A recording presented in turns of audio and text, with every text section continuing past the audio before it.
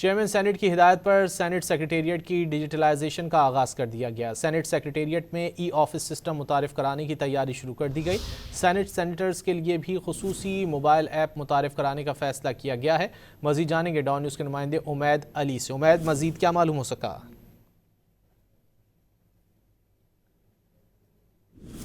امید علی سے رابطہ کرنے کی کوشش کر رہے ہیں۔ چیئرمین سینٹ کی ہدایت پر سینٹ سیکریٹریٹ کی ڈیجیٹلائزیشن کا آغاز کر دیا گیا۔ تفصیلات جانیں گے امید علی سے۔ امید، بتائیے۔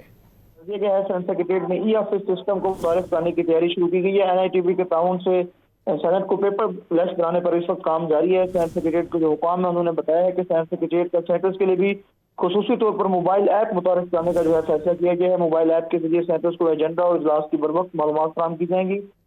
سینٹ سیکریٹریٹ حکام کے مطابق ای آفس کے ذریعے سینٹ سیکریٹریٹ کے تمام طرح جو دفتری امور ہے وہ سر انجام دی جائیں گے۔ سینٹ سیکریٹریٹ میں اسٹاف کے NITV کے تعاون سے ڈیجیٹل ٹریننگ بھی شروع کرا دی گئی ہے۔ ڈیجیٹل ٹریننگ کے بعد ای آفس سسٹم جو ہے وہ مرحلہ وار نافذ کیا جائے گا۔ سینٹ سیکریٹریٹ میں فائلوں کی نقل و حرکت، سمریاں اور دفتری خط و کتابت بھی ای آفس کے ذریعے ہوگی۔ سینٹ سیکریٹریٹ میں اس وقت ڈیجیٹل اصلاحات جو لانے کا فیصلہ کیا گیا وہ ڈیجیٹل پاکستان ایجنڈے کا حصہ ہے۔ ڈیجیٹلائزیشن سے پارلیمانی امور میں شفافیت اور رفتار بڑھے گی۔ سینٹ سیکریٹریٹ ایک بہت ہی بڑا جو ہے انیشیٹو لینے جا رہا ہے اور سینٹ سیکریٹریٹ میں جو ہے وہ پیپر لیس کی تیاری جو ہے شروع کر دی گئی ہے۔ پیپر لیس ہونے کے بعد سینٹ سیکریٹری جو ای آفس کا سسٹم ہے اسے اڈاپٹ کر کے اس کی انسٹالیشن کی جائے گی اور سینٹرز کے لیے بھی خصوصی طور پر موبائل ایپ موجود کیا جائے گا۔ بہت شکریہ امید علی ان تفصیلات کے لیے۔